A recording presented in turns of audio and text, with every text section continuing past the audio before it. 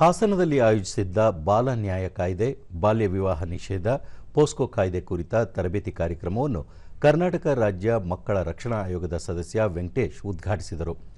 ಈ ಸಂದರ್ಭದಲ್ಲಿ ಜಿಲ್ಲಾ ಪಂಚಾಯತ್ ಯೋಜನಾ ನಿರ್ದೇಶಕ ಚಂದ್ರಮೌಳಿ ಮತ್ತಿತರರು ಉಪಸ್ಥಿತರಿದ್ದರು.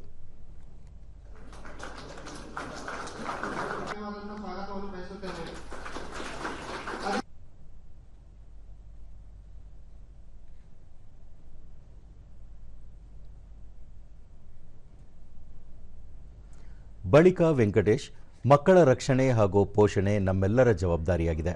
ಮಕ್ಕಳಿಗೆ ಹಿಂಸೆ, ದೌರ್ಜನ್ಯ, ಕಿರುಕುಳ ನೀಡುವಂತಹ ಪ್ರಕರಣಗಳು ಕಂಡುಬಂದರೆ ಬಾಲ ನ್ಯಾಯ ಕಾಯ್ದೆಯಡಿ ಅವರನ್ನು ಶಿಕ್ಷೆಗೆ ಒಳಪಡಿಸಲಾಗುವುದು.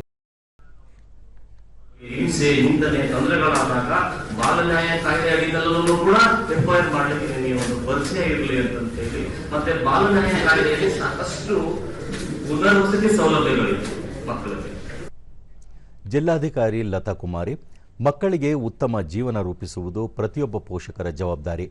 ಗ್ರಾಮೀಣ ಭಾಗದ ಜನತೆ ಬಾಲ್ಯ ವಿವಾಹದಂತಹ ಅನಿಷ್ಟ ಪದ್ಧತಿಯನ್ನು ನಿರ್ಮೂಲನೆ ಮಾಡಿ ಹೆಣ್ಣು ಮಕ್ಕಳ ಸರ್ವತೋಮುಖ ಅಭಿವೃದ್ಧಿಗೆ ಶ್ರಮಿಸಬೇಕು ಎಂದರು.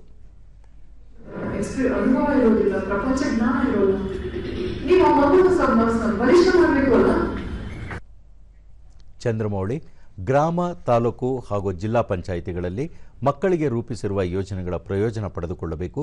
ಮಕ್ಕಳ ರಕ್ಷಣೆಗೆ ಸಂಬಂಧಿಸಿದಂತೆ ಯಾವುದೇ ಸಮಸ್ಯೆಗಳನ್ನು ಪರಿಹರಿಸಲು ಸಂಪೂರ್ಣ ಸಹಕಾರ ನೀಡಲಾಗುವುದು ಎಂದರು. ಯಾವುದೇ ಸಮಸ್ಯೆಗಳಿದ್ದರೆ ಅದನ್ನು ದಯಮಾಡಿ ಹೇಳಿ, ಅದನ್ನು ಸವಲತ್ತುಗಳನ್ನ ತಲುಪಿಸಲಿಕ್ಕೆ ಮತ್ತು ನಮ್ಮ ವಿಡಿಯೋಗಳ ಮುಖಾಂತರ ನಾವು ಕಾರ್ಯಕ್ರಮಗಳನ್ನ